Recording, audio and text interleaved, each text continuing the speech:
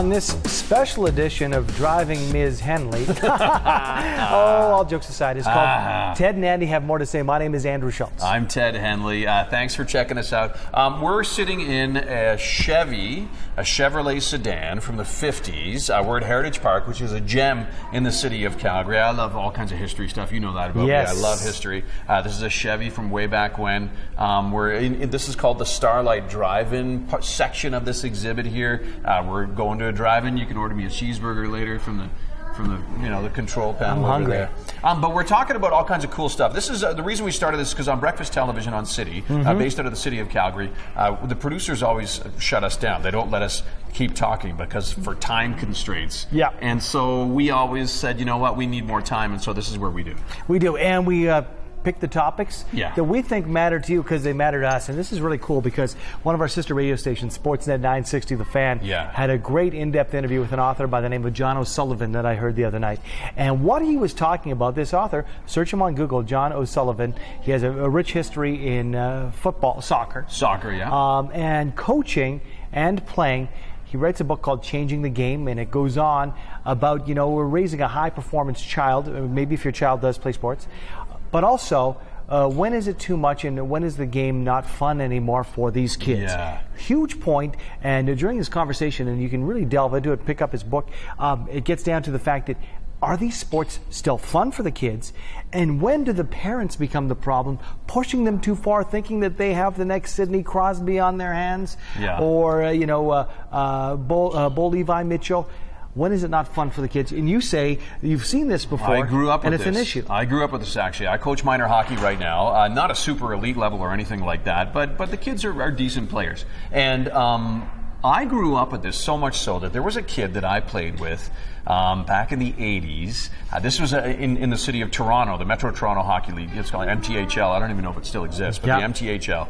And this guy was really high ranks, like unstoppable, unbelievable to watch in the city of Toronto. And he was pushed so hard by his dad that so this was at the age of 13. By the age of 15, he quit, even though he had all the skill to easily get a scholarship to a university in the U.S., maybe make minor pro, possibly pro hockey. I have no idea where he could have gone. But he was pushed so hard, and it turned him off so much from the sport that to this day, I chatted with a friend of his, and he still won't even play on a pond, which is sad. Which is terrifying to me as a coach. And I think about that story every day, that when I'm communicating with the kids that I coach year after year, that I'm not that guy. I never want to be that guy. But outside looking in, you see this, and that's a story, an unfortunate story from over 20 years ago.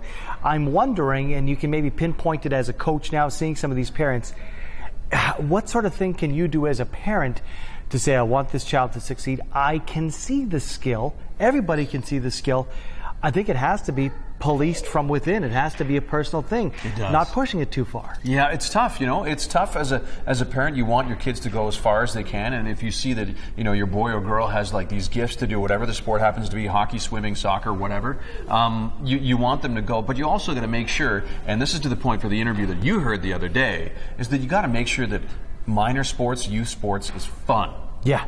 It's got to be fun, man. Because let's think about it. How small of a percentage, I don't know the stats, but how small of a percentage of the minor hockey players, I'll use that just because I'm involved in it, make actual university level? Even smaller amount make levels above that, like the minor pros. WHL, and then OHL, pro hockey in Europe, and then NHL. Like there's so many tiers. The pie gets, or the funnel's even more narrow the higher you go, right? So if you take the fun out of the game because you want to take a shot at that for your kid, man, what are you robbing them of, it's one of those things. And we're getting almost the wrap here, but I want to talk about one more quick point that O'Sullivan spoke about, and another one of his books about specializing in sport at the young age, and for some of these kids here, the importance, he says, to maybe or may not, depends on your child, depends on you, specializing and having your kid a one-sport child. Yeah, I'm against that. You are? Thoroughly against that, yeah. I think you're a better hockey player, you're a better soccer player, volleyball, whatever it happens to be, if you play more than one sport. And the reason for that behind it is because I think you learn better body awareness. You know how to use different muscle groups for different things. You learn different skills in different sports. And I think you learn different team dynamics in other games, like comparing, say, soccer to hockey. Dynamics in playing the team game of soccer that you may use a play or two or something triggers in your brain and the muscle memory that makes you a better ice hockey player. Yeah, and even Wayne I'm Gretzky. a firm believer in playing way more than one sport. You may have heard of Wayne Gretzky. He played the game of hockey a few years ago. He came out and said the same thing, and he wasn't one sport Johnny or Wayne. Well, I mean, you got to play hockey in the winter and do something else in the summer. Get outside. Hope you enjoyed this. BreakfastTelevision.ca for your comments, or if you want us to tackle a topic on Ted and Andy have more to say. Yeah. Heritage Park, we have to check it out while we're here. Yeah, definitely. Thanks again for listening.